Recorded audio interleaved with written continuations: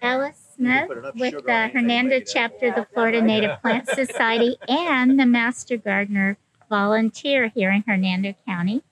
And this is the demonstration garden of our native plant garden. Our chapter has been volunteering and developing this garden since 2012 in partnership with the Spring Hill Garden Club. And this is a collection of partial shade plants that are all native. Of interest is this particular plant here called Cooley's Water Willow. It's endemic to Florida, and it only grows and has been only vetted in a couple of counties. One of them is Hernando, and it's actually an easy to grow plant, and we are hoping that people will consider using it in their yards. We also have an interesting wild coffee, which is cultivar called Little Psycho, and it grows 2 feet by 2 feet. And you can see some nice berries ripening in time for the migratory birds. We have scorpion tail plants, which are a great pollinator. Here's one of them. And it got its name because of the little flowers that look kind of like a scorpion tail. The Indian wood oats. And this grows well both in partial shade, and also some sun. Cinnamon fern. A regular wild coffee, you can see the difference. This one can grow 6 to 10 feet tall. And Solidago or goldenrod, it's going to get ready to bloom. That's the Solidago. For people, if they visit the garden, they can either come and sit and enjoy the pond, which has a couple of native plants growing in it.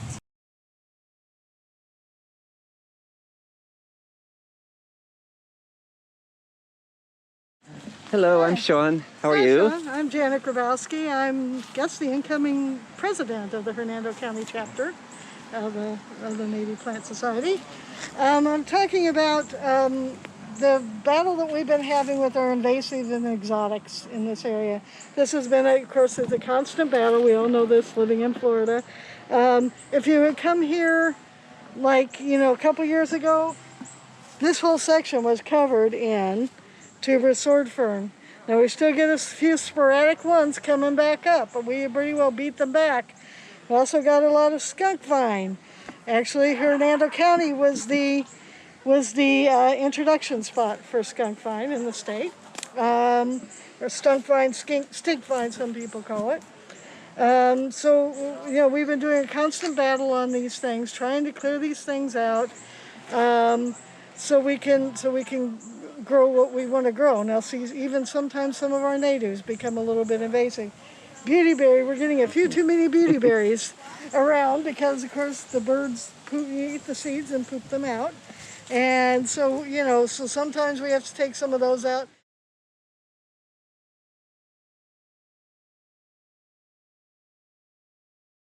This is, it's going to be a constant thing.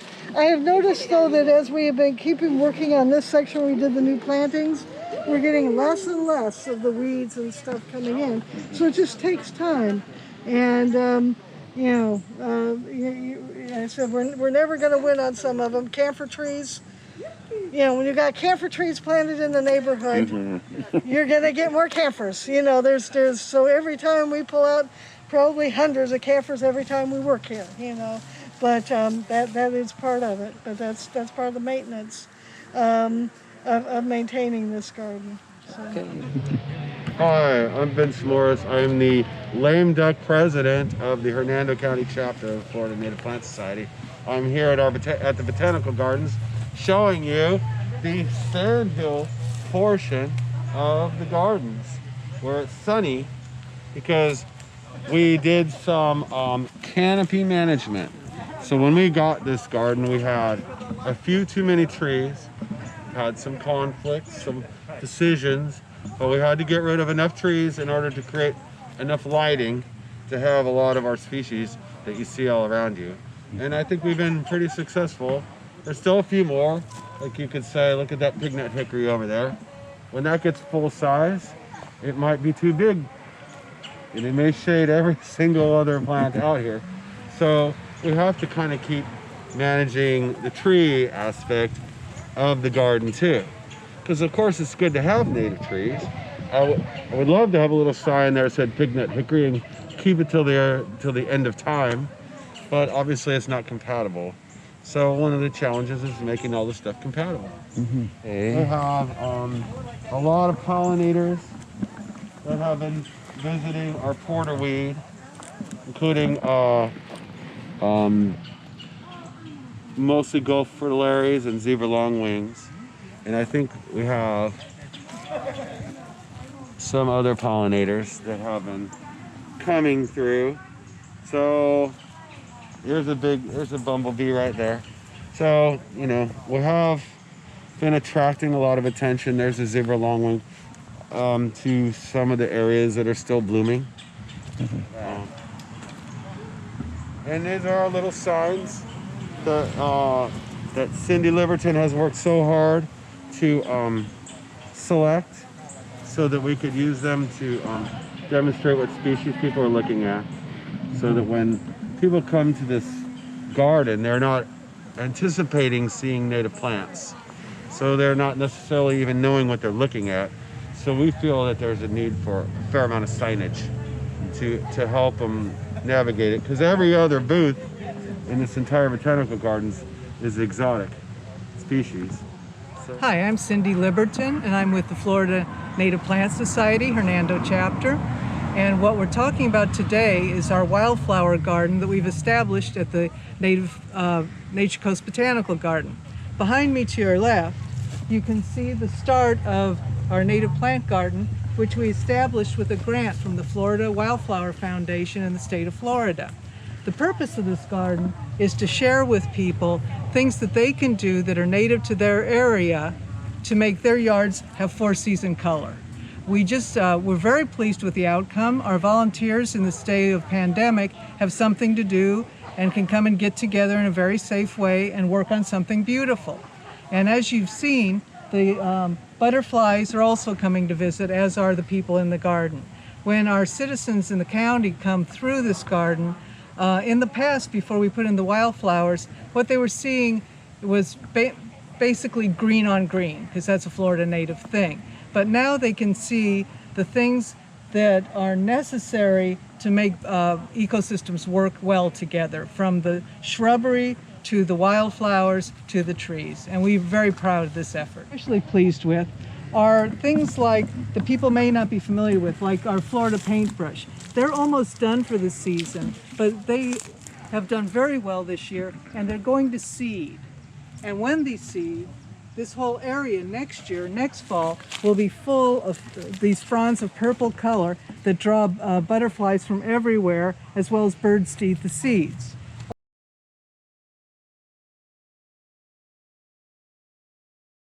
Also, we've been over, if this doesn't look like much now, but this is an example of four-season color. This is our state wildflower, the tickseed coreopsis. And next spring, in about June, every single one of these plants will come forth with yellow daisy-like flowers that are our state wildflower. So you can see that they've done very, very well. In just a few months, they went from a bucket to a ground cover, and that's what we've been striving for here, and we couldn't do it without our volunteers. We've had a world of volunteer activity. We've done major plantings in the middle of the pandemic several times this year, and the results are here for the community to enjoy. Hi there, I'm Heather Sharkey with the Hernando Chapter Native Plant, and talking a little bit about the sandhill portion of our garden here. When we first inherited the garden back in 2012, this was designated as a pineland, and it had sod and some very, very weak trees that had not done well. So when we removed those, we wanted to give a more natural impression of what a pineland was all about. And so we tried to group things in more of a naturalistic setting. instead of in a formal garden kind of way. And the soils here are actually sandhill soils. And so these are plants that will do well here without a lot of help from us. And actually in the front, we sometimes receive too much water from the neighboring gardens. But what you see is a selection of plants which would occur regionally in these kinds of drier soils. And eventually we'll have some longleaf pines. They are little babies right now. I don't know if you can see back in here. We have a little one that might shoot up in the next couple of years to form a pine tree. But that is a longleaf pine, and it has some commensurate species. This is a Hypericum, St. Andrew's cross. We have Liatris and Garbaria, both of which are really great for pollinators, and several grasses. You'll see that the garden right now is turning kind of brown, and it's nice to have a little bit of seasonality. In Florida, so often people have this idea of a lush tropical evergreen, and for Floridians, the seasons are more subtle, but it's kind of nice to see it go through some changes. And this is not its most premier moments, but it's part of the cycle.